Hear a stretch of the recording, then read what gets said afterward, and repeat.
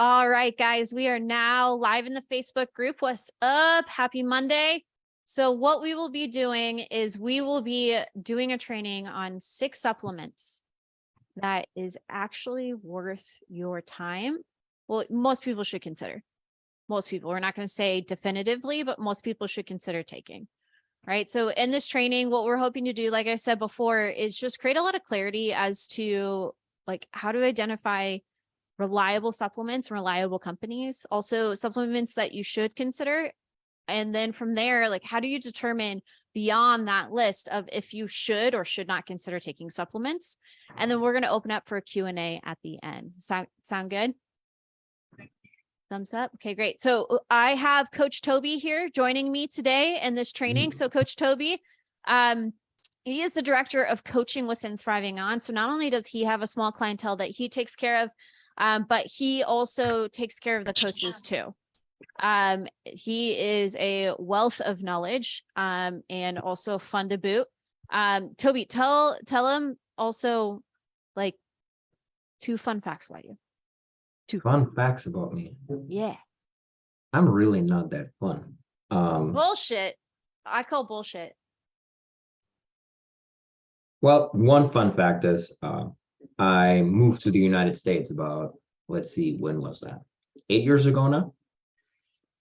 8 years ago, and I chose one of the colder places, like way in the north, like North Dakota. And the day I got off the airplane, called my dad, said I'm not staying, and I stayed anyway. Like I haven't moved yet.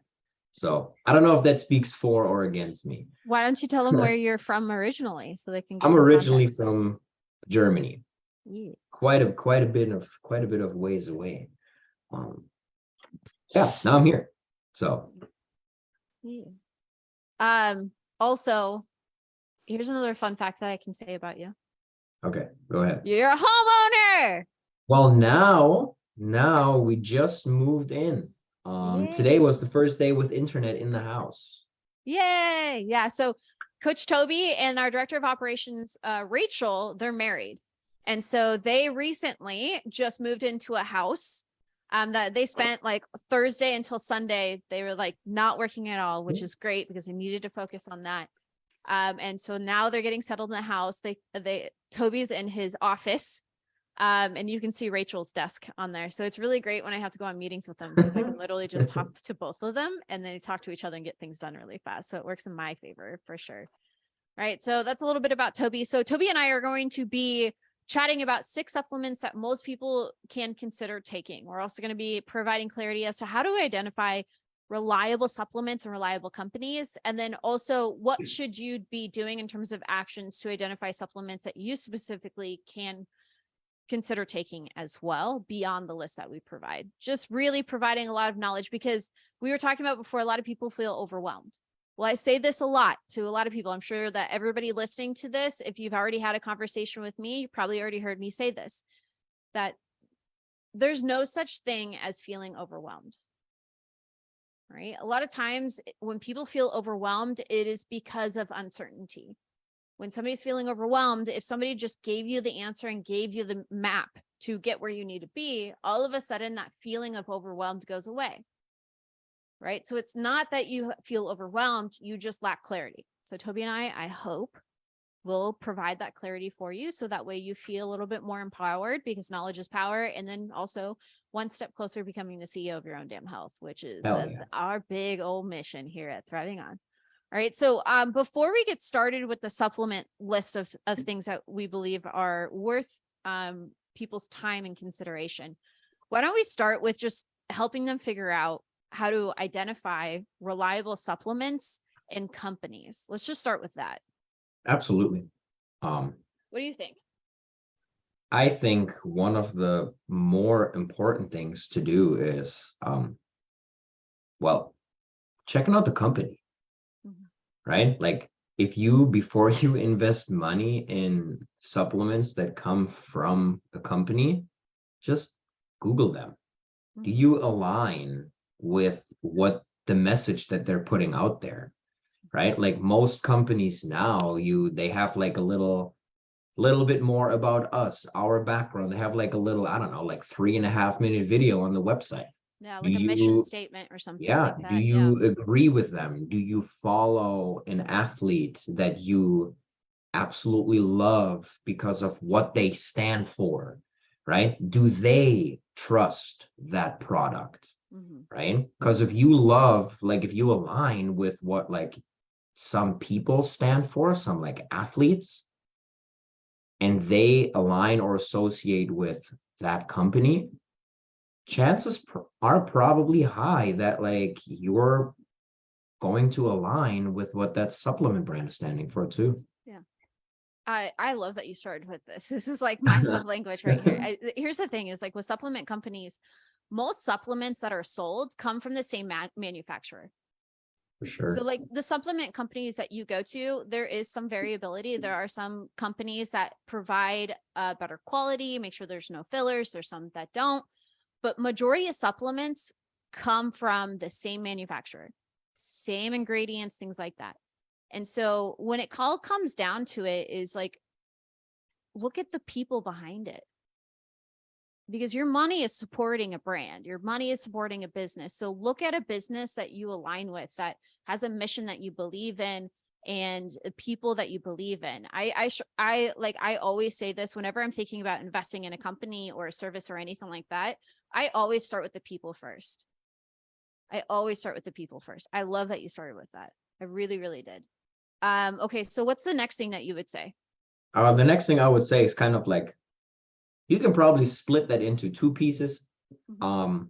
But what I like to do is number one, I like to read labels because the industry of supplementation, there's really not a whole lot of regulation on it.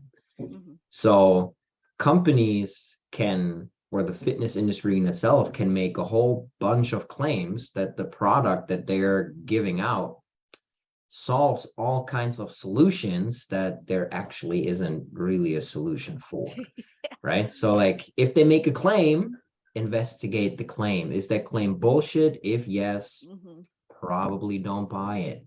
I Now agree. in the same like realm of not a lot of regulation, if it's not well regulated, it's really difficult to see if the ingredients are quality, right? So oftentimes when a company has something to hide or they might have something that it gets flagged for, they just clump a whole bunch of things into blend, proprietary blend, Yeah. complex, Mhm. things like that. If they are not proud to say what they're putting into their product, you probably shouldn't be proud putting it into your body. Yeah. There are some exceptions to that. I will say Right. that. There are some people, like I know for a fact, I'm having a brain fart, Toby, if you can help me. The supplement that we recommend to our endurance athletes and people who are type 1 diabetic with the proprietary blend of complex carbohydrates that keeps Cyclic them dextrin. fueled. No, no, no, no. It's another one. I'm having a brain fart. I'll figure it out. Don't worry. This is typical Casey MO. I'll Google it and figure it out. But they have a proprietary blend simply because their blend, like how they make their supplement is nowhere else. So they're just protecting their intellectual property, Yes. right? While there are some, like Toby is saying, that when you see proprietary blend, not maybe, not always, but maybe a red flag as to them trying to hide fillers or anything like that to save money and make you pay for more, right? It's a beautiful thing with marketing too, is like if somebody's like making outlandish claims or greenwashing or anything like that, then that I'd be turned off with that. So like I used to work for GNC, and so I used to sell supplements. I actually got fired for it because I was honest with people. Like I would have guys come in and try to buy test boosters, and I was honest. I was like, dude, if you eat more protein, you reduce your stress, you actually lift weights, and you work on your internal health, that will work 10 times better than spending hundreds of dollars on supplements. Like that doesn't really do much at all. And so for some people, nothing at all, right? Like just take care of yourself and lift some weights. And so I kind of got fired on that. but like they're making outlandish claims with that kind of stuff. That's definitely something to look into too. It's so funny that you said testosterone boosters, because that's probably like one of the main ones that I usually tell people to not get. Because if we look at the ingredient list, like where was I? I think it was actually Costco. If anybody of Costco listens, don't get mad at me. Costco So there over was here. like there was a very cheap testosterone booster. And I always say, like, if things like that have a very bold claim, if they're come with a super low price ticket and they're just on shelves in the supermarket, I don't know, probably it's not what it's advertised for. So I was like, let's see what's in it. And I turned it around and it said, I think, sodium, vitamin D, and zinc. Like, I was like, okay. Like, it's kind of funny. Yeah, exactly. So let's start going over some things to identify as quality supplements now. Yeah, for sure. Right. So what's your first thing that comes to mind for you? Like a supplement that I would recommend people to take. Like, So like signs, like, is there any signs or anything for people to look for when they're looking for a quality supplement? oh, well, outside of reading the label, I'm staying away from things that have a like a huge warning label in where you are clumped into, right? Like if something says like the Surgeon General doesn't recommend this for pregnant women, like, and you are currently expecting a child, probably stay away from it, right? Yeah. Certain products say this is not recommended for children under 18. If you are 16 or you're looking to buy supplements for your child because your son asked for a pre-workout for Christmas, if there's a warning label on it, probably don't buy it. Now, I just put it in the chat too. Like whenever that was one of my favorite things to do because I played college sports. Any supplement that we wanted to take to make sure that it doesn't come back flagged for a drug test. NSF, I think it's National Sanitation Federation, something around there. I just put a link in the chat box too for anybody interested. But you can just Google NSF certified supplements, and they have a website that does nothing but show you their sanitation facility certified supplements. If it's on there, it's probably safe to take. Doesn't necessarily mean that it will do a lot for you, but it's probably a safe product to consume. Like that's probably my quickest and easiest advice for people to look for. Yeah. NSF is a good one. My other ones is like if it's FDA approved. So FDA approved is like supplement manufacturing companies can opt for inspection by the FDA. So and here's the other thing is all these companies that are doing this is technically going above and beyond than what they initially do. So when companies invest in getting NSF, FDA, GMP, all these different certifications, it costs a significant amount of money. Therefore, the supplements may be more than those that don't. So are you paying for it? Yes, but in my personal and professional opinion, I don't know about Toby, you can say yes or no, like it's worth it. Absolutely. Knowing that what's being put in my body is actually going to help me, that there's no additional fillers, I'm not wasting my money on something. Yeah, you're paying for peace of mind for sure. Right. So like FDA approved, you can also go GMP verified. So this is manufacturing practice, good manufacturing practice, and making sure that the ingredients, products, and packaging materials are handled safely. And then third-party product testing is also a quality control process that allows an independent company that will test the product in its quality and safety. Because going back to the point of most supplements come from the same manufacturing company.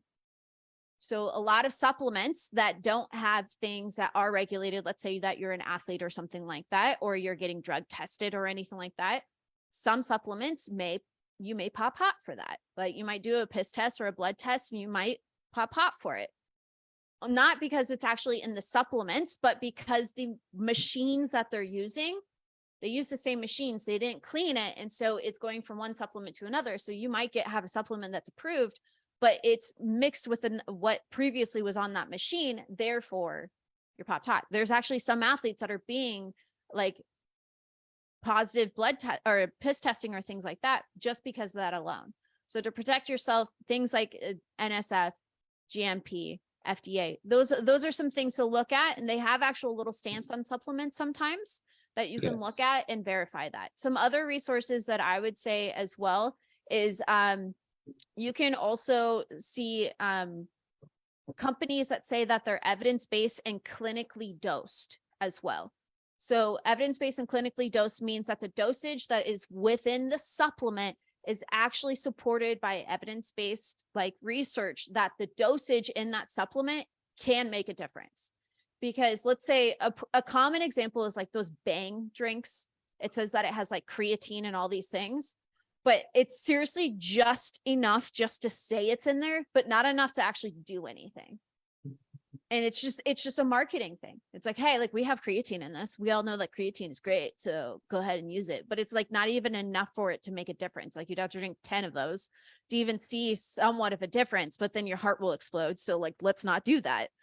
Right. And so another thing is looking at artificial flavors, colors, and sweeteners, especially if you have like gut health issues or you're trying to improve hormonal issues. That might be something of condition, something to consider. And then any ingredients that might cause you inflammation, like read the ingredients. If you know that you're lactose intolerant, if you know that you're gluten intolerant, if you know that soy, like some people soy or sodium or anything like that, some people like too much caffeine makes them inflamed and it's not good for them. So make sure that you're well aware of what causes inflammation in you, and then read the ingredient list. Don't blindly just take supplements just because marketing told you to. And then finally, I would say like some really good places to check out, as well as NSF, is going to be examine.com. That's another really great one. Super easy, examine.com. You can also look at, if you're an athlete, we work with a lot of weightlifters, USADA. If you go to usada.gov, I think it is, they have a whole prohibited list. You can actually search it and see what is prohibited and what's not. And then also it'll define of if it's prohibited outside of competition or within competition as well. So it'll even break that down too, because some supplements you can have, or supplements or things like that you can do outside of competition, but you just can't do it during. So that really clarifies that. And then also I'm always a proponent on National Institute of Health as well. So if you go on Google, it's going to be nih.gov. So those are all really reputable. NSF too is a beautiful one. I really love that one too. Nicole, the only problem is USADA is it isn't always phone friendly. Yeah, I agree. It is kind of hard to navigate on your phone, but if you can get it on your laptop, that's a pretty good resource. Now, in terms of if it's not relevant for a competition, but you still want to know why you should spend a little bit more money on supplements, think about it this way. If somebody third party, if I am a supplement producer and I am opting in for third party testing, I have to pay someone to come to my facility to test my stuff, right? So that means more money out of my pocket. Now, if I am not a bad business owner, I probably still want to make a little, somewhat of a profit. And me as a consumer, I would also want to support the people that show good faith like that, because that tells me that they have my best interest in mind, right? So I want to spend money on people and companies that actually do have my best interest in mind. And it's like they sacrifice themselves with a little bit more work so that I may gain, instead of them sacrificing me and my health so that they may gain. Yeah. It's not even just work. It's a lot of money. It is a lot of money to verify this stuff. It is a lot more than what people actually expect. And so not only are you getting somebody who's getting these, getting a company that is willing to pay more money and put more effort into it, it takes a long time for somebody to come in, and then they have to do it multiple times. Right. And let's say a batch is bad. Well, then they have a whole batch that they have to correct. So like all this effort, all this time, and all this money, like literally they could skip this. Nobody's telling them to do it. There are companies out there that make so much money off of this because we're so uneducated and they don't have to pay these extra fees. So they're able to make a ton of money off of you guys and be super rich. But then you have people that truly care about you and want to provide really great supplements. And all they're asking is just a little bit more money for them to give you peace of mind and do what's right. Right. Like I'm always going to be super supportive of companies that are going to do what's right.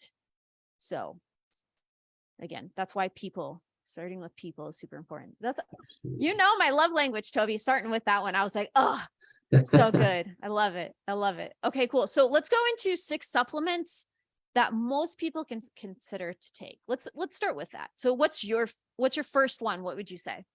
My first one for most people, probably like a quality protein powder. Yeah. Right. Hands down. Yeah. Most people are extremely deficient in protein. Absolutely. Extremely deficient in protein. Okay. So, my next question is that a lot of people are like, but protein powder is processed and I should try to get whole nutrient dense foods. So like, how do I figure out the balance? Like how much protein powder should I be using, or should I just lean towards whole nutrient dense foods? Like what's the ratio? What do you think about that? Well, I don't think it's the ratio in itself, right? I think that they're called supplement for a reason, right? They're not called replacement. So a supplement is never going to trump whole foods, right? Protein is one of those. If you can get it from whole foods, absolutely go ahead, do that, right? But sometimes it is really hard to eat a ton of protein, right? Like if I am trying to get into that, I don't know, like 1.2 grams of protein per pound of body weight, and I'm weighing 185 to 200 pounds of lean mass. It's gonna be super hard. That's going to be so hard to eat, like just forms of chicken and meat and fish and eggs. Like sometimes you don't even have the time. Yeah. Right. So to make sure that I don't have to sacrifice my lifestyle, I'm going to supplement, right? Like I'm usually not a fan of having more than 2 shakes a day, unless I'm like a high level elite athlete and I need a little bit more than the norm. But I think if it's that's about my ratio, which for most people is about at most 20%. Coming from a supplement. I also say it's context driven too. And Exactly. then another thing is that we need to take it as not as a good or bad, black or white. It is a good, better, best situation. Nutrition is like in fitness, it's always a good, better, best situation. I think that we are really stuck in the nutrition fitness industry where they're very uneducated. So they're very dogmatic in thinking, where it's either black or white, good or bad. It's either this diet or no diet, like any other diet is stupid. And it's like, that's not how nutrition fitness works at all. And it's not how your food works at all either. And so what I would say is, let's say I have somebody that's like, okay, cool. So I don't know if I should be eating whole nutrient dense foods or protein. And I'm like, okay, great. Well, it's neither good or bad. It's a good, better, best. Right. If you can get nutrient dense foods, whole nutrient dense foods, like single ingredient foods, like beef, chicken, eggs, things like that, like Greek yogurt, like all these things that are fairly great quality and also have a ton of nutrients that help you feel your best. Let's lean more towards that. But if you're low on protein, but you won't take protein powder because you're trying to hit single ingredient foods, I would say that's not a great option. Hit your protein intake. Hit your protein intake, because being deficient in protein is not good for you. Right? So hit your protein intake, supplement with protein powder. If you can get lots of single ingredient foods, great. But also take in consideration of your context and your lifestyle. If you're somebody that's super busy, protein powder is probably going to be lean and be better. Now, are you going to get single ingredient foods all the time? No, but it's much better than not hitting your protein intake at all. It's a better option, right? Let's say somebody's balling on a budget. Protein powder per serving is actually cheaper than a lot of protein sources out there. There are some cheaper, but it's actually, if you do the math, it's actually a lot cheaper per serving than a lot of the like the other foods that you can get. So if you're balling on a budget, protein powder is your thing. Right. So it's neither good or bad or something that you feel bad about. It's like, okay, can I move the needle in the right direction over a period of time? Yes, but ultimately hit your protein intake, right? Because majority of Americans are severely deficient in protein, right? Protein is a macronutrient, a nutrient that we need in large quantities to feel great, right? So if we're constantly deficient on a macronutrient, for us, probably not going to be so great on our goals either. Right? So context driven. Okay, so what's number 2? Speaking of, as number 2, speaking of being deficient, Ooh. omega-3, aka fish oil. Yeah. There's two kinds of fats that the reason why, like the standard Western diet, people are so deficient in fish oil or omega-3, Mm-hmm. and we have a lot of fatty acids that are classified as omega-6 Mm-hmm. fatty acids, right? In terms of making it feasible how deficient we are, the ratio is I have 20 times more omega-6 fatty acids as omega-3 fatty acids in my What's the standard average ratio? Western diet. Isn't that Like, crazy? What's the optimal ratio though? like if we shoot for only 10 times more, Yeah. right? I So like thought I read somewhere where it's like 2 to 1 ideally, but like us just trying to get 10 to 1 is just like that's going to we're death. be for most Yeah. people, just because most people are so like Yeah. are tenfold deficient, Mm-hmm. right? So if we Exactly. can Get for omega. if we can Get just get some and achieve that 10 to 1 ratio, we are going to feel Mhm. so much better. Yeah. Like And just by that one product. yeah, just to create clarity. So omega-3s and omega-6s, we need both of them in our diet. That's Correct. why we say a ratio. And so omega-3s is anti-inflammatory fats. So that helps inflammation go down, right? With most of us, we are chronically stressed to a freaking T, right? Social media, lack of sleep, maybe too high intensity workouts or no working out at all, diet, boss breathing down our throats. We have kids on our legs. Like all these things are compiling over a period of time. A lot of us come to us chronically dieting or chronically yo-yo dieting, and that adds up and it creates inflammation. Well, inflammation, chronic inflammation, Toby, what does it do to us? Kills you. Yeah, it's like the silent killer. It Yeah. is. Chronic inflammation is a silent killer. So one of the ways to reduce inflammation and also make you feel freaking great and the body is going to love it too is help getting more omega-3s. But omega-6s are inflammatory fats. We need those though. We still need Correct. those. So let's not demonize omega-6s and be like, oh my God, I can't eat omega-6s because Coach Toby and Coach Casey said that they make me inflamed. Like, no, like too much of anything is bad. Drinking too much water can kill you, right? It's more about the appropriate dosage. So if we can get the omega-3s up, that's fantastic. But understand this is a supplement. Just like Toby was talking about before with protein, it was a really great point. It's not going to be as good as us getting it from our diets. So getting things like omega-3 fatty fishes, like wild-caught salmon, wild-caught sardines. I think mackerel is on there too. Mhm. Chia seeds is another one. All right, am I like what's some other sources, Toby? Yeah, and basically any like fresh cold water fish, Yeah, right? Just to like lump that in there, fresh caught omega-3s. cold water fish is going to Yeah, be the and source. That's going to be the thing to look for. specifically wild caught, guys. If it's Yes. farm raised, omega-6s are going to actually be higher, right? So it's kind of counterintuitive. So if you're somebody that lives in the Midwest like me, where we're landlocked and there's even if we get wild caught fish, it's a whole expensive. I mean, some of us are balling on a budget. Omega-3s, omega-3s may be better for you. Here's a pro tip, a fun fact that you might not know. So omega-3s can go bad. So one way to figure out if it's gone rancid excuse me, rancid is if you put it in the freezer and it comes out frozen, it's rancid. It should stay a little bit fresh. Fun fact, I was coaching Mia a while back and she's like, I don't know why I'm having these gut issues, things like that. And I was like, okay, what have you been changing? And she's like, well, I did start taking omega-3s from Kirkland. And I was like, oh, put it in the freezer. Let me know if it freezes. And she's like, yeah.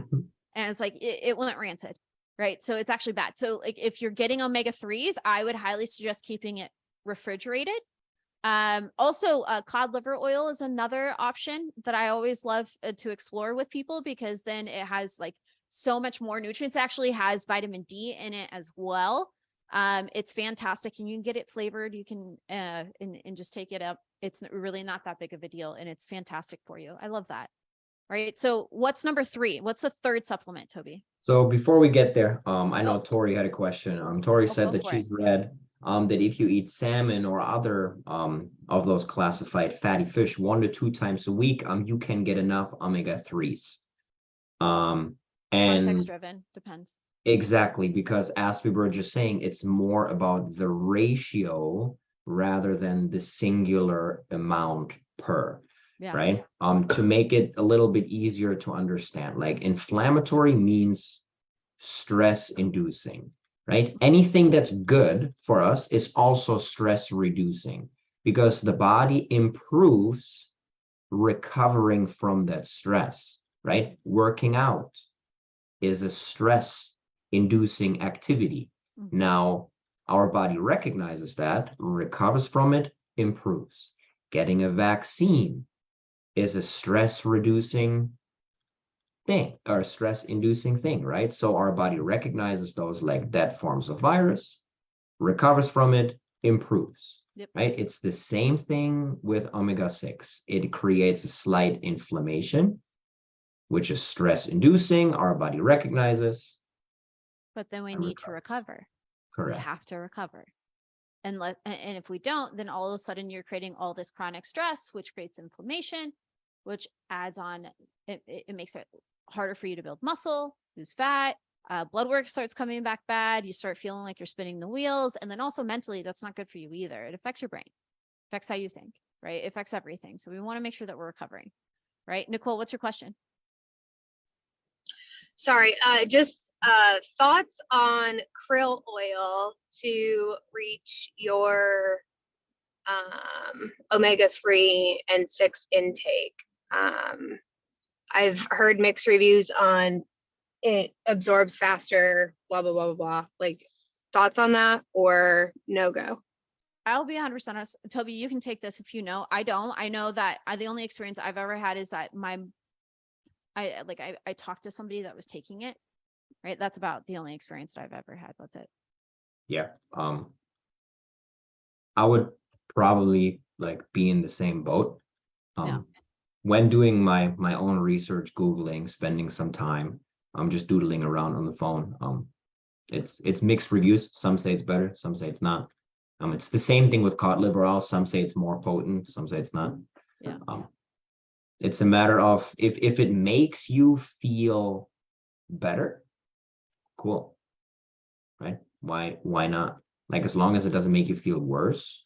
If you do some frequent clinical blood testing, if it helps you make those numbers come back better. Yeah. Why not? I would honestly personally lean into blood work because placebo effect. Right. If we think like what we perceive is our own reality. What we believe, like we make our own reality. So that's why placebo, like that it's in our mind a lot of times. So I would make it a very objective decision, see if the blood work is coming back better on that. And then also doing some research too. Right. Okay. So what's the next one? 3. We're on 3, right? Yeah. 3. Yes, we're on 3.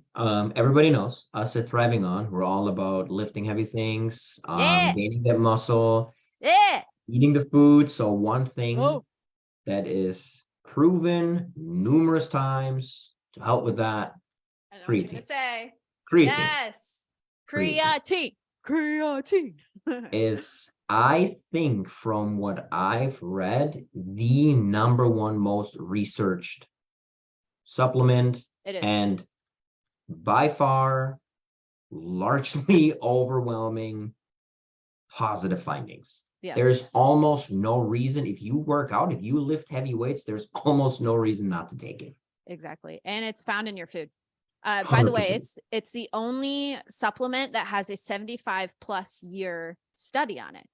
So that means like this supplement was given to a controlled subject group over 75 years plus. Do you know how much money that takes? Do you know how much time that takes? A lot, right? 75 years.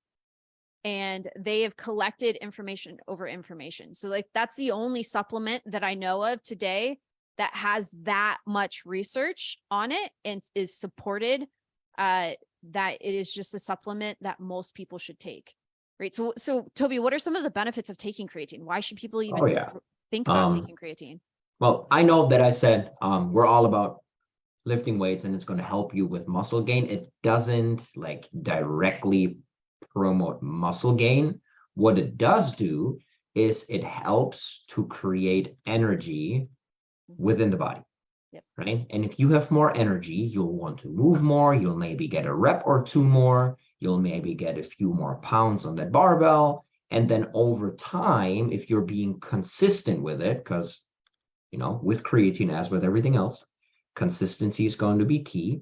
You're going to add so much more training volume, and progressive overload becomes a little bit more progressive.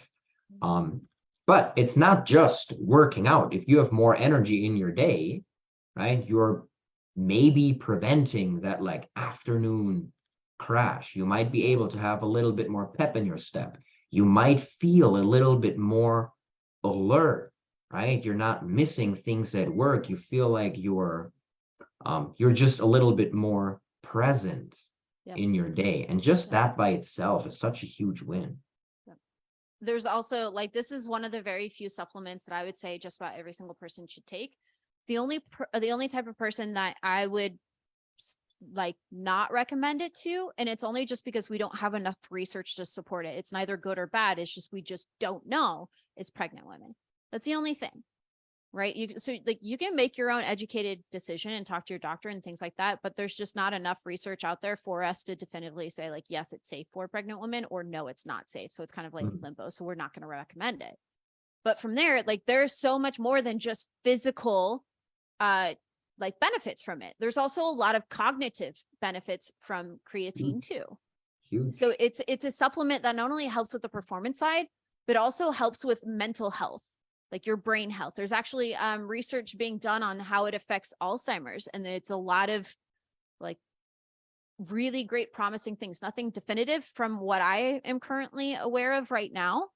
There's always new research coming out and it's really hard to stay up to date. But from what I currently know from right now, it's like they're doing research in terms of Alzheimer's, seeing wonderful benefits just in terms of mental clarity and longevity, in terms of mental health, things like that. So it's a supplement that I seriously, if you only take one or two supplements out of all of this 6, I would say protein and I would say creatine. Those are the two.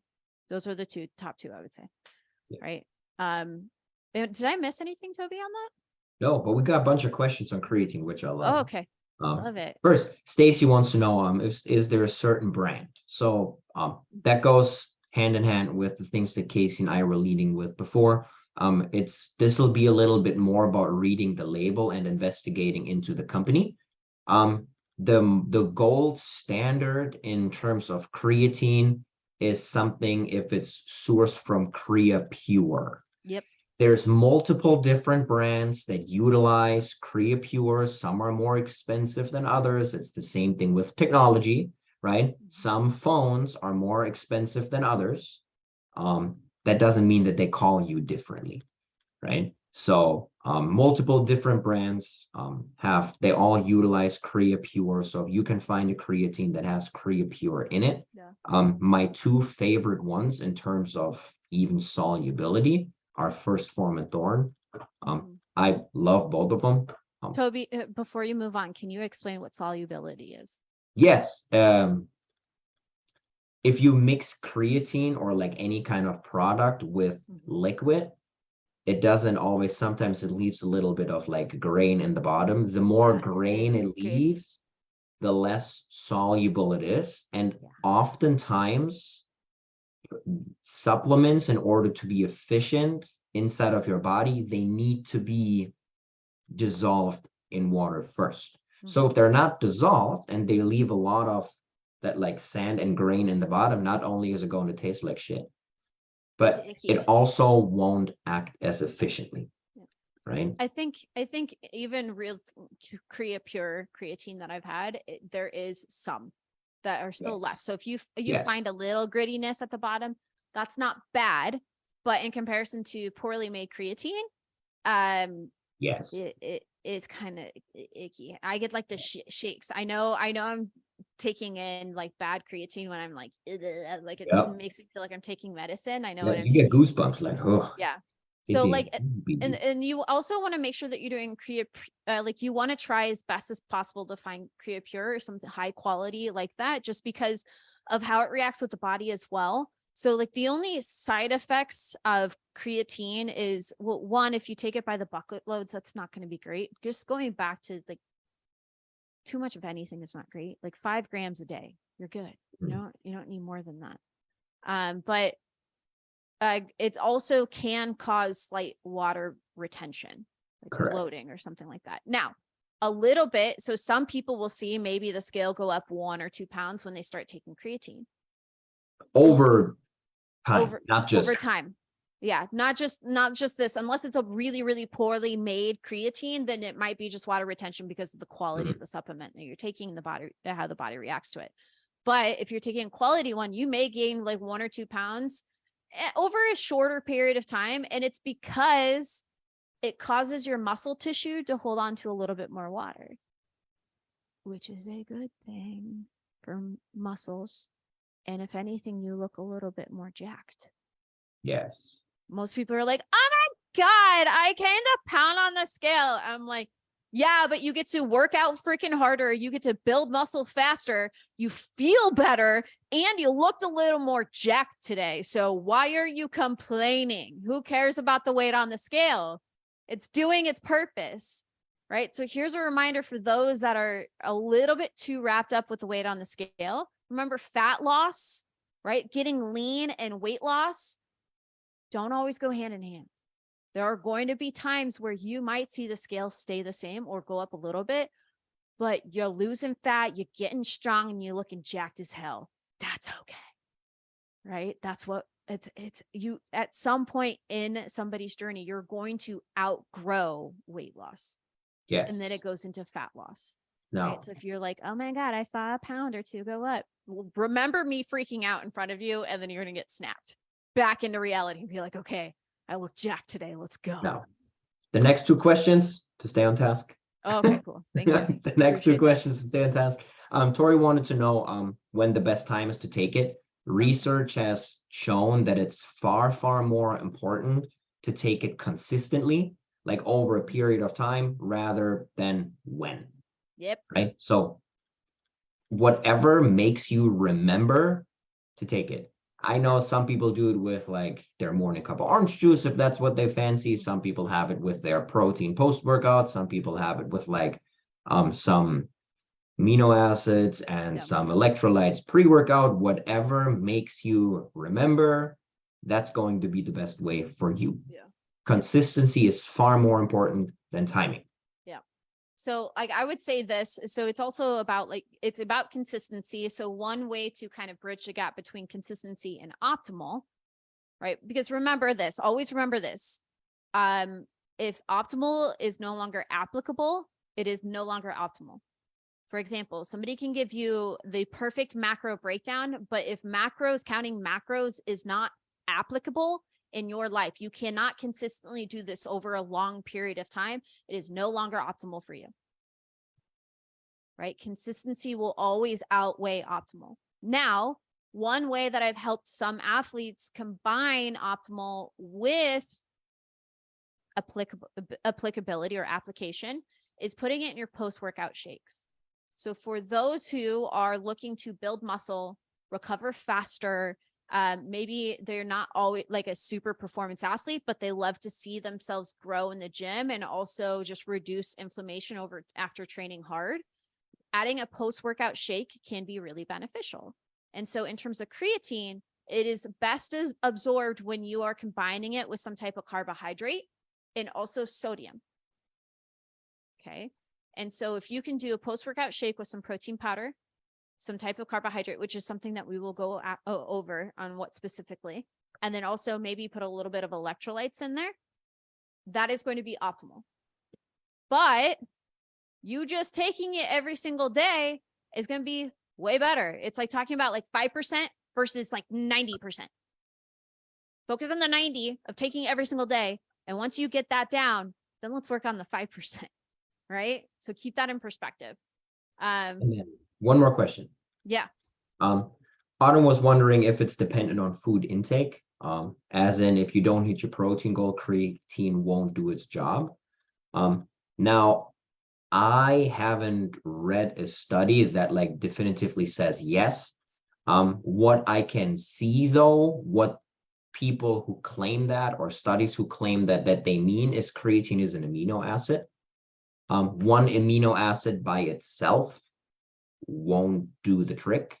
It's multiple amino acids combined that get the job done, right? That's where if we're getting into like the nerdy stuff of proteins, more proteins, some proteins are more complete than others. That just means that they have more amino acids or different amino acids in them. Mm-hmm. So if you are super deficient on protein, your body is protein is nothing but amino acids chained together. Yeah, they're like Right. building blocks of protein. And that's one Yes. of the reasons why getting variety in protein and not just using protein powder is actually really beneficial too. So that way you can have different building blocks or amino acids. So you 100%. can have a wide profile and it's easier for your body to like use and build muscle Yeah. and keep you healthy and things like that. So one thing I can see is if you're super deficient on protein, that you don't have enough abundance of amino acids within your body, so that the creatine in itself as a singular amino acid is less efficient. Less efficient, but it's still going to make a difference. And then you Correct. just work on the habit of eating enough protein and that will Yeah. build over a period of time. Again, it's not about being optimal. It's about creating momentum, right? It's not that perfectionist mindset. It's just getting a little bit better over a period of time. And we're talking about like how creatine done over a period of time, the little stuff adds up. The little stuff is what adds up over a period of time. Okay. So keep that in mind, right? So what's the next thing? What's the next on our list? Heck yeah. Vitamin D3. Yeah. Right? Now, vitamin D in general. The reason why I'm saying vitamin D3, because if you read ingredient labels of certain foods, some say vitamin D2, some say vitamin D3, some say vitamin D complex. It is found, they both do their job, but it is found in studies that vitamin D3, for what it does for the human body, is a little bit more potent as vitamin D2. Now, we can combine that with vitamin C, and then from there we got like a super mixture. Yeah. Right now, a lot of people are super like vitamin D. If you're playing around with a little bit of blood work, you're doing a little bit of research, it's probably one, if not the only thing that almost everyone without a fail comes back deficient. Especially if you live in the Midwest or like where it gets cold and you don't see the sun a lot, especially Well, I mean, you those might people see too. it, you just can't go out. Like, Yeah. if it was negative 30 degrees like it was over Christmas, what are you gonna do? And also those who like, and the whole, I want to be careful on how I say this. The huge trend on people being afraid to go out in the sun. Yes, I am. They like, I trust me, guys, I understand too much sun exposure is not good. Like skin cancer runs in my family. I'm currently watching my dad go through getting skin cancer taken all over his, like off of all over his body. I understand that, but we still need sun exposure. That is the best way to get enough vitamin D. We can supplement it, but like the best is going to be the sun. So use sunscreen, but don't be afraid of the sun. It's actually really quite good for you. So like a recommended like time frame every single day, if you can, is about 20 to 40 minutes in direct sun, right? Use sunscreen, but trying to get sunlight on. The best way to absorb it is actually through your stomach.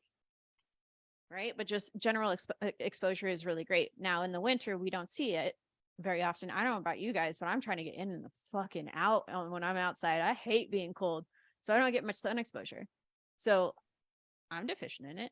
Toby, you living in North Dakota, it's worse than me. I live in We got Nebraska. half a year. We got a half a year of snow. Yeah. Like, I do love skiing. It's my most favorite thing to do. But Mhm. if you go skiing, you're like completely bundled up and covered up and got like UV protection everywhere. So ain't much sun right there.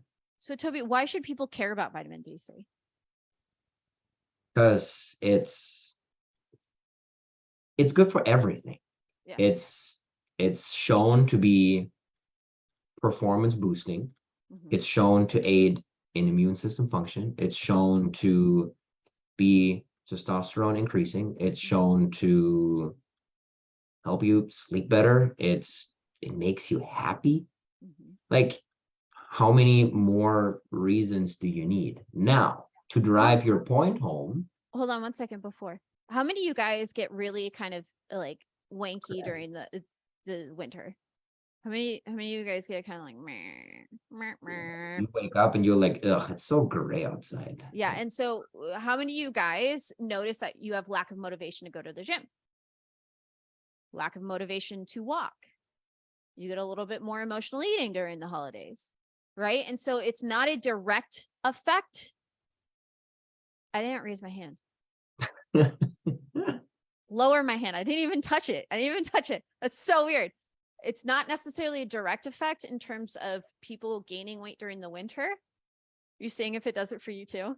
Yes. It just like automatically, I raised my hand and it just automatically raised my hand for me, like on the icon. That's so crazy. Okay, back to the subject. It's not a direct effect in terms of gaining weight, but it can contribute. You have less motivation. You're feeling a little wanky mentally, maybe a little more anxious or depressed or anything like that.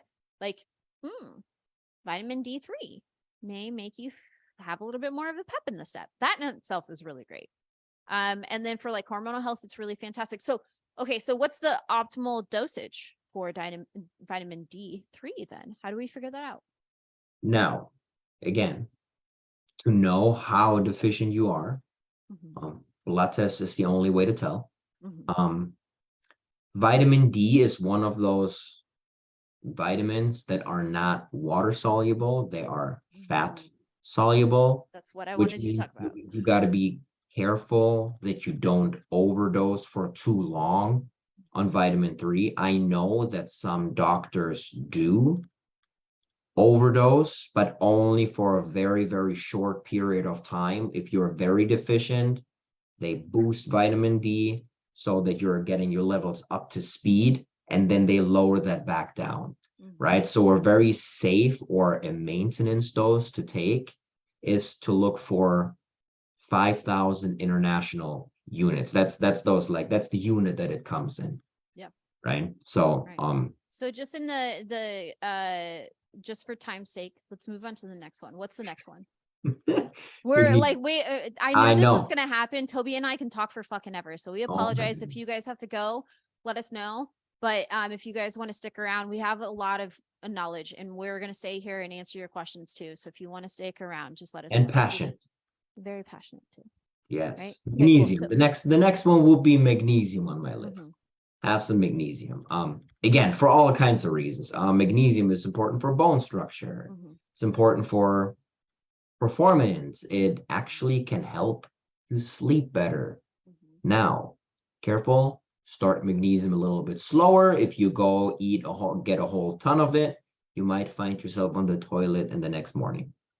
Also, make sure that you're paying attention to what kind of magnesium that you're taking. There's different kinds. There's one that will literally make you blow the throne room up.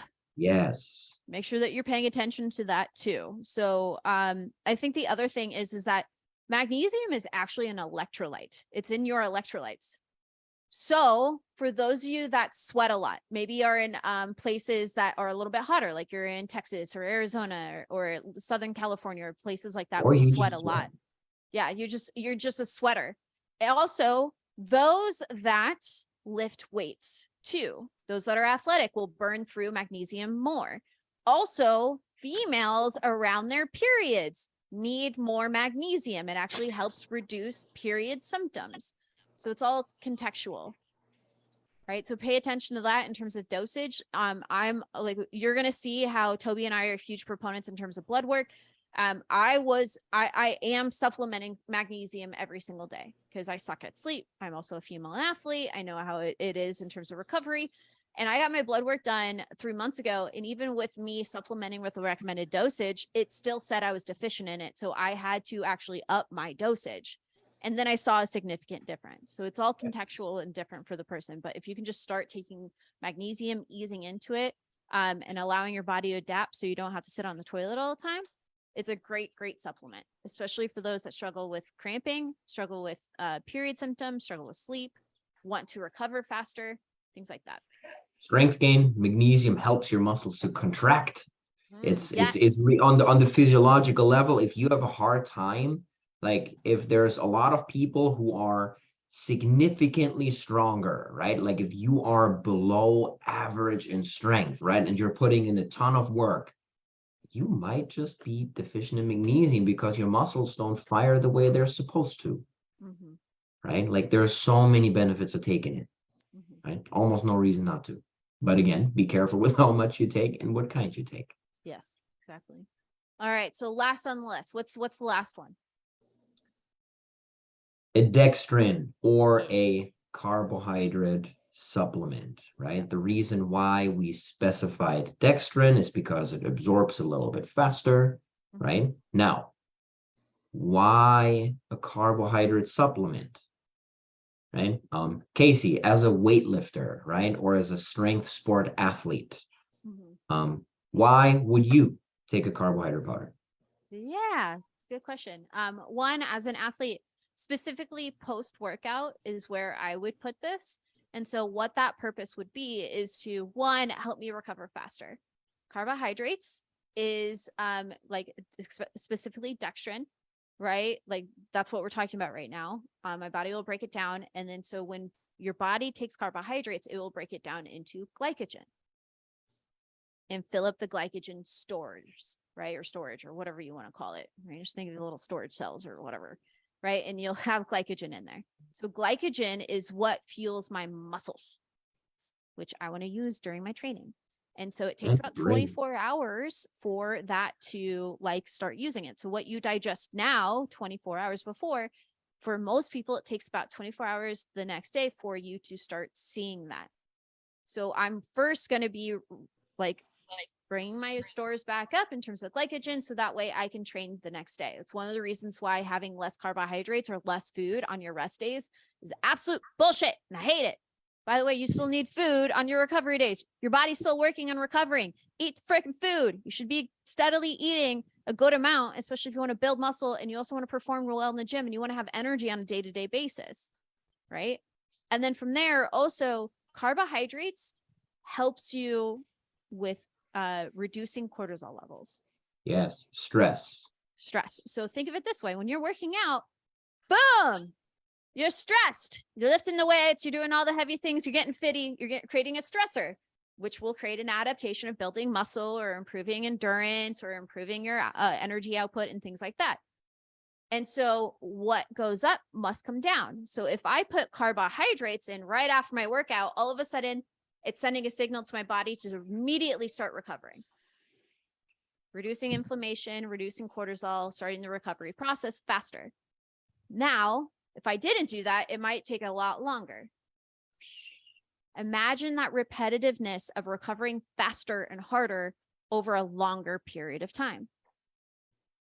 I'm going to be able to build muscle faster. I'm going to be able to recover faster, probably prevent some type of injury, maybe over a period of time, because a lot of times when you're chronically fatigued and high cortisol levels, that may make you move a little bit differently. And then all of a sudden, right. And then also, it's like, I would specifically lean towards dextrin because other carbohydrates, may cause like stomach issues for some people on how it's absorbed. I'm not going to go into the science of things because we don't have enough time. But like for most people, it's really great for them on a digestive level if they use dextrin, right? So Yes, Tori, carbohydrate powders do have calories. yes, they do. But not a ton, right? Like most powders or most shakes, they have anywhere, I would say the more common serving size that I've seen or ratio is 40 grams. Yeah. So Like that's 25 to 40. 25 to Yeah, 40 is a pretty 25 to 40. So you take that number and you multiply it by 4, yeah. right? So you get about 100 to 150 calories. Um, so Yeah, that's definitely. it's huge all the time, right? Yeah. But So it's worth it. Like it's a standard for all of our 100%. athletes, standard for all of our athletes, and even people that aren't athletes but are like performance driven. They want to look better in the gym naked. They want to perform better in the gym. They want to see the PRs. That post workout shake is going to help with that. Because going back to if your body is chronically inflamed, it's not going to want to look good naked. It's going to be a lot harder for you and you're not going to feel so great. And this is purely anecdotal too for me. I notice that when I'm training really hard and I don't do a post-workout shake, mentally I'm severely fatigued for the rest of the day. It makes sense though. Yeah. But like when I do take a post-workout shake, I can get back to my day and I'm not mentally fatigued. It's a night and day difference for me personally. Right. So I see Nicole shaking her head too. She's been a long time athlete of mine. So I'm assuming that you've seen that difference too. So if you're somebody that works out and then you're like mentally fatigued after that, like a post-workout shake may help with that. It may. It's something to try. I mean, that's not anecdotal whatsoever. I mean, that No? makes a lot of sense, right? Yeah. Because carbohydrates or glycogen is not just the primary source of muscle, but also your brain, right? Yep. So if now you're lifting very heavy, you're doing super intense exercise, or you just have like a very stressful time, like mental fatigue after a long day of sitting in school, is real, right? Because your brain uses up all of the glycogen, and all of a sudden you have no more energy, right? The same thing if your muscles use up all the glycogen. You take a carbohydrate powder, you replenish that glycogen, and out of the sudden your brain now has something to pull from again. It's like putting gas back into the engine. Yeah. So Right? your Makes brain a and your ton. muscles' preferred fuel source is glycogen, carbohydrates. That's why performance-driven athletes or stressed people, for the most part, not always, there's always context-driven, but for the most part, thrive off of carbohydrates. If I have a very, very stressed person, they're probably going to have some carbohydrates in there because it's going to help reduce cortisol levels.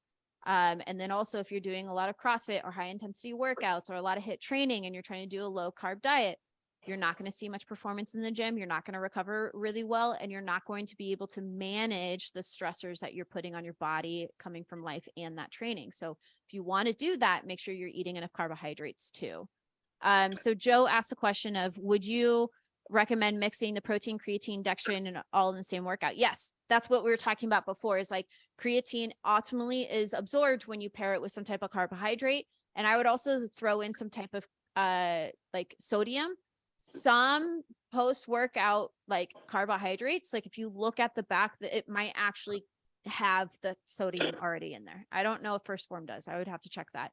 But I know for a fact that some have like a post-workout shake that has some type of electrolytes, like some sodium, maybe a little magnesium, and like protein, and then carbohydrates too. So that's a really good way to recover very, very fast. Yeah. So, and then like how much carbohydrates is like what Tobi was saying is the ratio is dependent on the person. Mainly like your intensity, how long you train for, and also your training age. So training age is how long have you been a performance athlete, or how long have you been in a position where you know how to push your limits. So for example, if I have a novice person coming in, I'm going to mute some people so that way we don't have background noises. So if you have somebody who has been training for a long period of time, they're going to be able to tap into their full potential, right? Really push the limits a lot more than a novice athlete that's only about maybe a year or 2 or 3 in. So if I'm working with one of my like OG lifters that's been in the game for a long period of time, their carbohydrates are going to be a lot higher than a newer lifter that's only been in the game for about a year or so. So So it's also something to consider too. So that's all like context driven. Right. So Toby, okay. So these are the 6 that we recommend most people consider taking. So Mhm. from there, beyond that, how would you recommend somebody figuring out what they should be taking then? Because like there are a lot of supplements, and I know for a fact for me, for example, I've given recommendations in terms of supplements that go beyond this list to some people. But how do we determine that? How do they determine that as well? Yeah.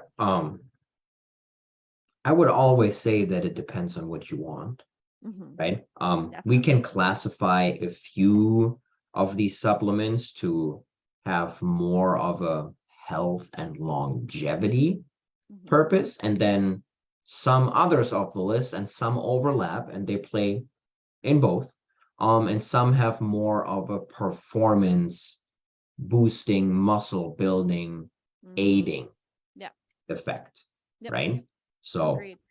based on what is important to you, maybe both are important to you, right? But depending on what phase of your journey you are in, right? Maybe you are currently trying to add some muscle mass to boost your metabolism, or you are bulking, or you're in a strength building phase, Mhm. right? Now the performance enhancers are probably something that you should lean into. Maybe you are somewhere where you're trying to restore some physiological health because your blood work came back and you're way out of whack, Yep. right? Now we should probably, for recovery purposes, lean off of super intense workouts to begin with, to let your body heal from the inside out. Yep. And now we're probably recommending to lean a little bit more strongly towards the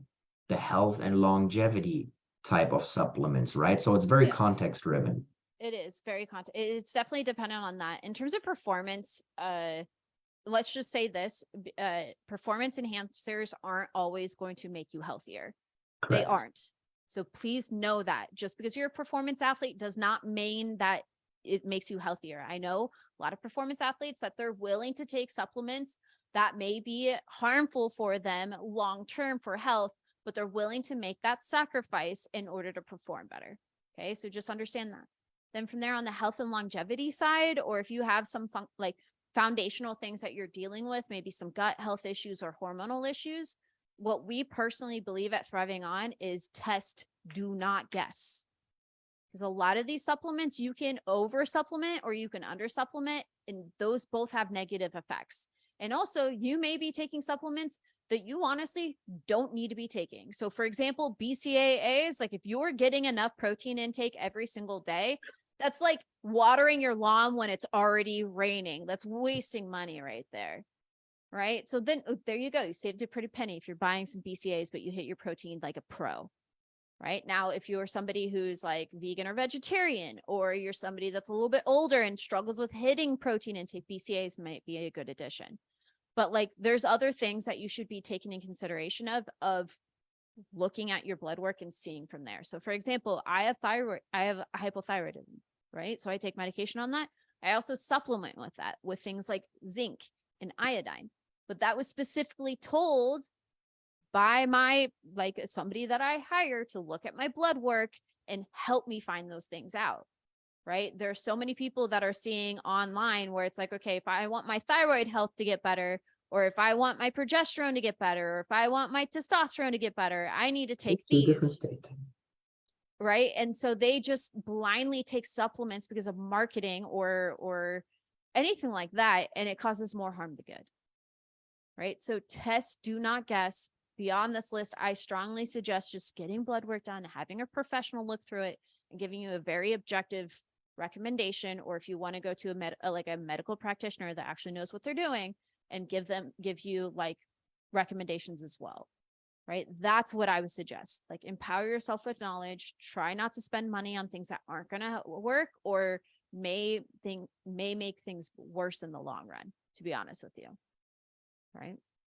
Because again, the fitness industry will make bold claims to take your money and put it into their pocket. They'll also greenwash the shit out of it. They will convince you to think that you need to be buying shit that you don't need to be buying at all. Perfect example is a collagen, right? Like the collagen protein or whatever.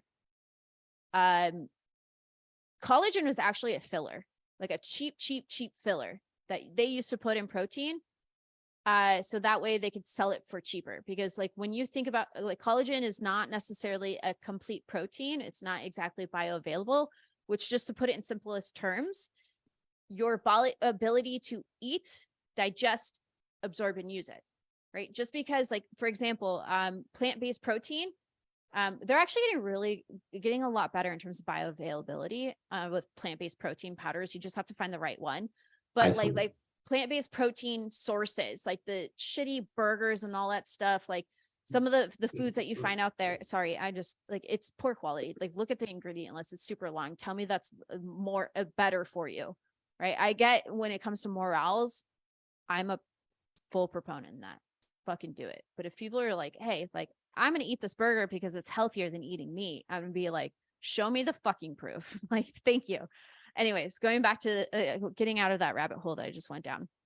And so when you look at bioavailability, the ability to take it and absolutely absorb it and use it, it's very low when it comes to collagen. It's very cheap. And so now marketing, they're making us think that we need this. We have to have it. It's the same thing with soy. Remember that trend where soy was the best thing ever? And we had like soy milk this, soy milk that, and all that stuff. I'm not saying it's bad, but what actually happened was that the soy industry was about to go under. So they paid marketers and researchers to say that it was the healthiest thing ever for us to start buying it. And then all of a sudden there was this huge fucking trend, right? So it's, again, like marketing, it can get you. So make sure that you're advocating for yourself. Make sure that you're using the tips that we're providing you today.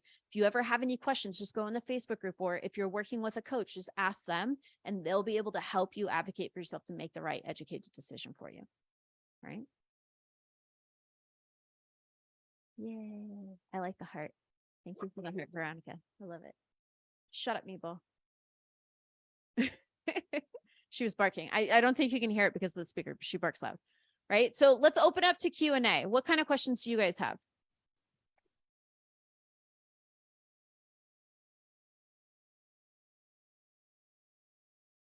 There's no way nobody got a single question, because we were just talking for like an hour and 20 minutes.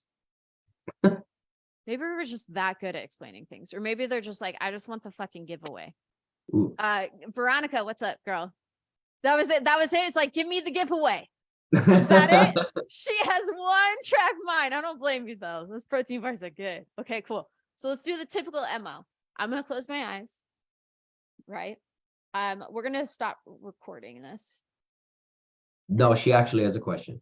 Oh, you do have a question. Okay, cool. Let's go. Give me the question though. Was it like both? You're like, 1, protein bars. No. 2, question. I cannot hear you.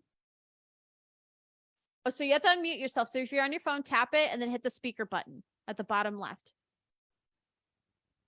I think that was the video. Okay, can you hear me now? Yes, we can. Let's go. Is there a way that you guys can suggest some good brands? Like I saw Tobi put something about the One Form. Yeah, First Form. Yeah, but yeah. Other brands that you guys use? Yeah, so we actually partner with First Form. It's a really great one, specifically like the protein powder, like the protein bars are a really great one. I like their dextrin for the post-workout shake. All the other supplements are pretty great, but we also partner with, we're in the middle of partnering with Thorne, THORNE. And so that is very high quality supplements. It's also NSF's verified, and it's also partnered with CrossFit Games too. And so I'm a huge fan of it. I know a lot of actually people use their postnatal or the prenatal supplements as well, not postnatal, prenatal supplements as well. It's a really great supplement company that we trust and is very effective. I know of a few other ones, but those are the 2 ones that we typically go with. Tobi, can you think of any other ones? Or those are the typical companies that you provide to your clients as well. Yeah, I would stick to those two. I like to use Thorn when I want something that's like very singular ingredient. Like if I just need one thing, Yeah. right? If I don't need to get like a vitamin complex, if it's just like one vitamin, Mhm. I go there, right? If I want something that's a little bit more all encompassing, I choose First Form. Yeah. I like to keep my circle of friends close. Yeah. Right. And by the way, like we're not one of those like companies that is like super like you have to use these supplements. Like those types of businesses where it's like throw supplements down your throat. Those are the ones that we enjoy. But if you ever have any questions about supplement companies that you might enjoy and want us to come in and help you figure out if that's a reputable supplement or company or anything like that, just come to us. We're very objective. All we want to do is help support you guys, whatever that means. Okay. So I was also looking for protein. Mhm. I asked for recommendations and I went with the one that a friend of mine recommended, which is the Costco brand. Which one? But I want to say is the designer, the whey protein. Is it Costco comes does- in a big bag? Black with red. Yeah, on on. that Optimum brand. nutrition, yes. Yeah. Yeah. Yeah. So the thing with it, my question is, when I am in that kind of problem, what things should I look when buying protein, for example, other than flavor? Yeah. What things should I look to know? Okay, this might be a good brand, this might not. So just going back to what we were saying before, NSF, GMP verified, third-party tested, making sure that it's clinically dosed and that they don't have proprietary blends that are hiding things in there. You should Mhm. do a pretty good job. From there, I would also say, how does it make you feel? Toby, no, I'm just kidding. How does Okay. it make you feel? Okay. Does it make you feel gassy? Does it make you feel bloated? Does it make you feel icky? Does it make you want to throw up because it tastes nasty? Like I used to live off of that protein from Costco. Trust me, I was a college student and those things that was cheap. And I used to grab like 3 of those and that's all I used to do because I was always on the go. Now I smell it and I want to throw up. I can't do it. That's why I'm like First Yeah. Form. The flavor is fantastic. Like seriously. Yeah, I don't like The the first one- smell either. Yeah. Like, and here's the thing is like, if you don't like it, if you don't want to eat it, probably not gonna be very consistent at it. And then it defeats the whole purpose. You just like wasted a bunch of money on there. Mhm. Right. So it's Mhm. like, it's kind of like cost and benefits from there. Yeah, I And put some fruit and make it with Smoothies is almond a great milk, way. and Yeah. that makes it better. Yeah. You can hide it through smoothies too, for sure. Mhm. That definitely works. The other thing is that we are actually providing a guide for you guys with all the supplements on here and then also Awesome. links to the supplement companies like First Form and Thorn. So it's super easy for you and we'll connect the video too. So you can all of you guys can check into that as well. Right. So we'll be sending that out to everybody that registered and everybody that raises their hand in the Facebook group for it too. So that will be coming out in the next day or two. So you guys can have access to it. Sound good? Hell yeah. Was it Tori? I thought I saw your hand up. Yeah, my question was answered though. I was asking if you guys had recommended brands. Yeah, those are that's all the ones that I would like. Okay, great. Well, awesome, guys. Let's figure out I have a question. Oh, go for it. Yes. Okay, for First Form, what's like the major difference between like the level 1 and the Formula 1? Okay, Toby, do you want to take it or do you want me to? Sure, I can. So the major difference there is like the other stuff that comes with it. It depends. So the reason why the Formula 1 protein is called Formula 1, if we're thinking of race cars, Formula 1 are like the pinnacle when it comes to like speed, like they're like it's the fastest race car like sporting event out there. And that just speaks for that sort of protein be a little bit faster to be absorbed in your body, Yeah. right? Like there is a time and place for both. Like if you're looking for a protein to like have as a late night snack, right? I would probably choose something that absorbs a little bit slower because it's going to help you absorb as you sleep because everything slows down to begin with. And it'll Right, keep but you if- satiated longer and keep your blood Yeah, sugar. but a if little you're bit more looking even for at night. something like after your workout, like a post-workout shake to like maybe mix with your carbohydrates to like get your body and your blood sugar right back up, because protein and carbohydrates both are directly absorbed in the bloodstream and raise your blood sugar, Mhm. right? Definitely gravitate towards the ones that absorb a little bit quicker, Yep. right? So I would for also- that, the Formula One would be more advisable. Yeah, I would also say for those that really struggle with getting enough protein in because they are maybe like chronically stressed and so they just have no appetite, right? Or they're just struggling to eat enough. Let's say somebody's going through a bulking phase, I would go towards more of the fast digesting one rather than slower digesting because then their appetite will come back faster. Right. And so they'll be able to eat more during the day than if they did a slow digesting one. That's another one that I would consider too. Right. All of them are really great questions. I love it. John left. Yeah, I don't blame you. Okay, cool. Wait, Giveaway I time. got a Oh, no, question. you have Yeah, a question. I thought you said Yeah. waved and goodbye. no, I got a question. So I'm allergic to nuts. Okay. Most protein bars are made with nuts. Oh, yeah.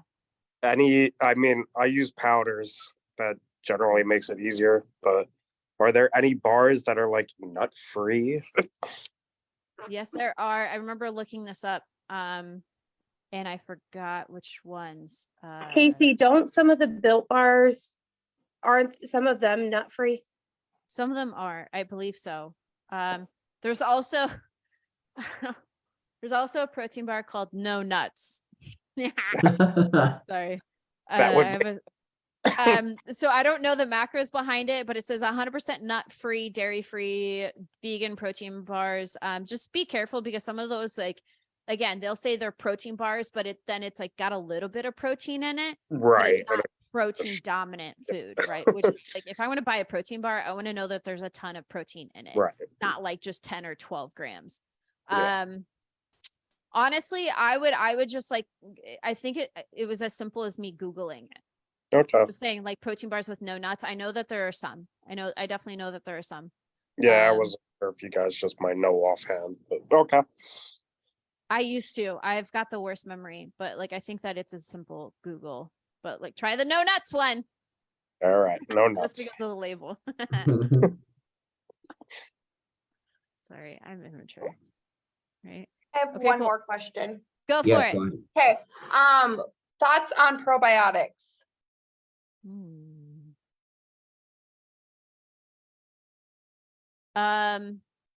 Toby. I was about to say, do you want me? Do you want you? You start with it and I'll come in with mine if I Okay, if so I have. probiotics, again, it depends, right? Like, do you have issues digesting? Does your blood work come back and it suggests that you are probiotic deficient and you need some digestive health? Now, probiotics in itself, I would say, are recommended, but not required. Right. And the reason why I say that is because probiotics, they have a whole bunch of benefits, but the main is gut health, right? If you don't have any issues pooping, you don't have any issues getting hungry, you have almost no issues bloating, there almost is no reason for you to take it, right? But if you have issues with those kind of things, they can help promote a healthy gut system, which when you keep your digestive system healthy, you are then again able to reduce levels of inflammation because you cycle through your carbs and your omega-6 fatty acids a little bit faster, Yep. right? Things like that. So Um, that's my take on it. Yeah, my take is that there's so many different strands when it comes to probiotics. So it's like, okay, one, if you want to take probiotics, become very educated in terms of what strands that you need to be taking in. You might be adding in strands that you already have, and so you're not necessarily making anything really great. Two, you have to make sure that the probiotics you're taking is actually really great quality. Most probiotics that are great quality are refrigerated. Two, three, supplement it when it comes to gut health. It will, like, for most people, will make no different, like, it's talking about big rocks that is going to make 85 to 90% of a difference versus the smaller rocks, right? For most people, the big rocks that they should be doing in terms of moving the needle the most in the right direction is doing simple things that support great gut health. Reduce stress, right? Eat enough fiber every single day. Stop eating so much hyperpalatable foods. Start increasing omega-3s, right? Like what's some other things? Like getting more nutrients in your body. What's some other things that help out with gut health? Like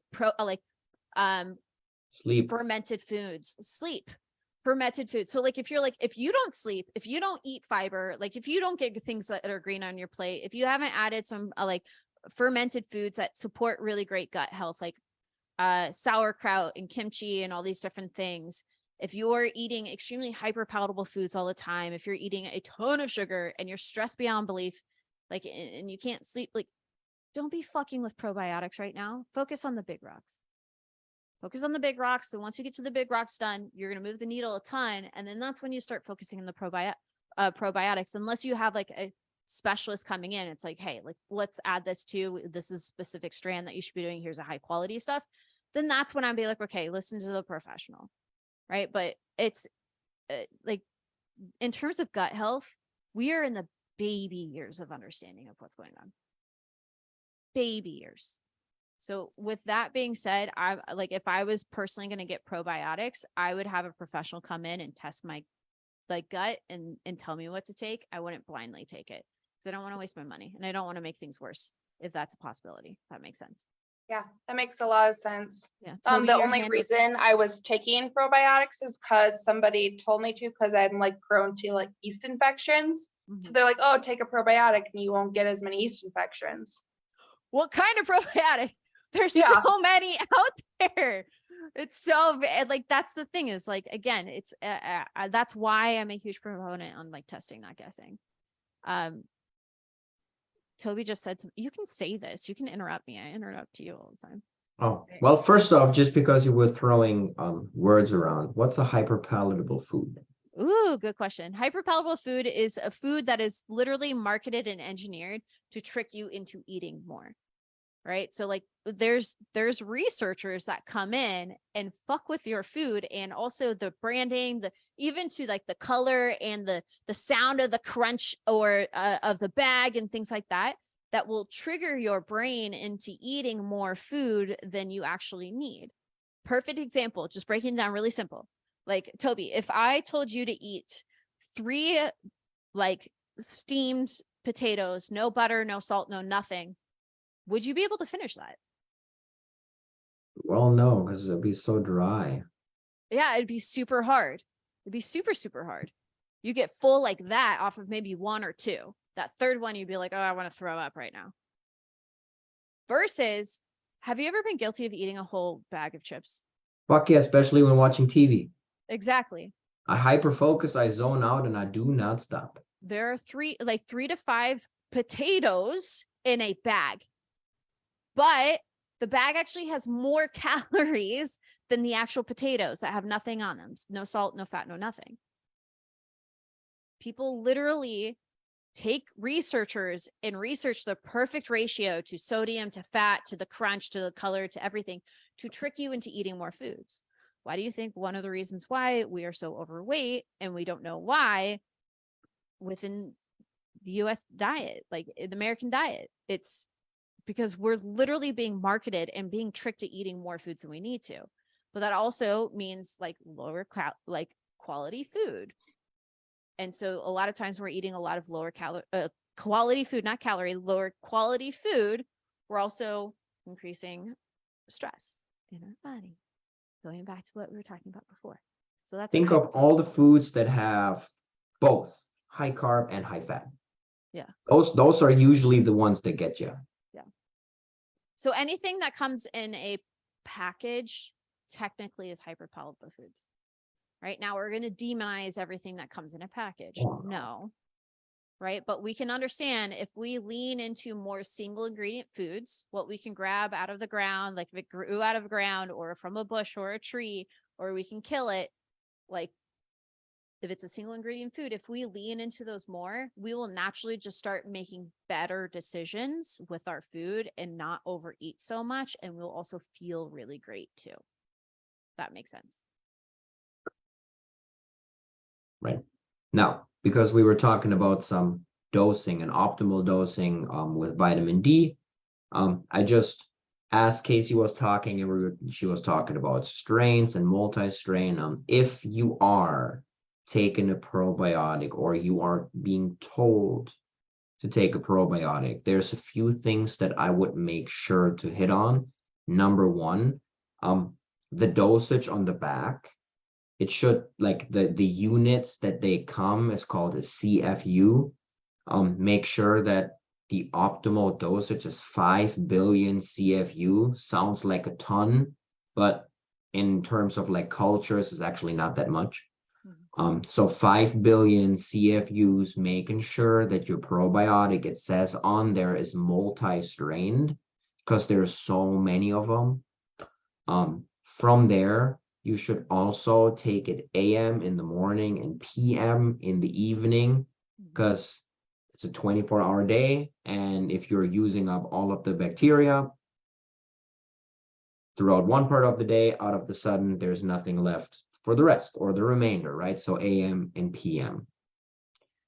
Another thing that hardly nobody ever talks about is if you have probiotics, right? Those are all of the bacteria, the good ones that help you. They need to survive in your stomach too, right? So we need prebiotics, which is the food that they feed on, right? So making sure that we have both, or if somebody tells you to take a bunch of probiotics, but you have no readily available prebiotics in your system, now you can take all the probiotics that you want. If you can't keep those healthy bacteria friends alive, you're SOL. Yep. Right? So making sure that you don't blindly trust any advice that you get. We need to always see the full picture at hand.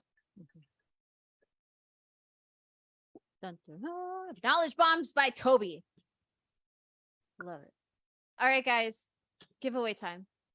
We're too much over. You know us. Let's do the giveaway time. Okay. So first off, we want to say, if you're still here, thank you very much. We really, really appreciate it. You know, Yes. Toby and I talk a lot. We're working on consolidating, but you know how hard it is for us. You will see us get better. I promise. But I hope you guys got a bunch of knowledge bombs. I hope you guys feel a little bit more empowered and a little less overwhelmed. And please know that you can always go in the Facebook group. Yes, you will. We have to respect people's time, Toby. But if you ever have any questions, go into the Facebook group. If you have a coach, go ask your coach. Use your Absolutely. resources. Make sure that you make educated decisions. We're here to help you advocate for yourself and become the CEO of your own damn health. That's our thing, right? So let's go into the winner. You know me, I'm just going to randomly scroll up and down on the list that is off on the right in the Zoom meeting. And at 3, 2, 1, wherever it stops. It's me. No. Hold on, I accidentally moved it too much. It is Stacy. Stacy Ikes. You're the winner. Yay, Stacy. Okay, so Stacy, what you're gonna do is you are going to I'm gonna have Rachel hit you up, or actually, if you can hit Rachel up, or Rachel will hit you up tomorrow in Slack. Then from there, she's gonna get the flavor and then your shipping address, and we'll go from there. All right, it's super simple. You're welcome, Stacy. So if you haven't gone on First Form's website and you haven't looked at the flavors, go pick the flavor. They've got some really great ones, and then we'll get the information for you and we'll let you know when that's shipped out. Okay. Beautiful. Well, thank you guys so much for joining us tonight. I hope this helps. Let us know if you have any questions. The Facebook group is a resource to you. Our current clients, your coaches, and us as well are resources as well. Please use them. Other than that, have a great night. Hope you guys are doing well. Bye. See you next Sleep time. tight. Bye, guys.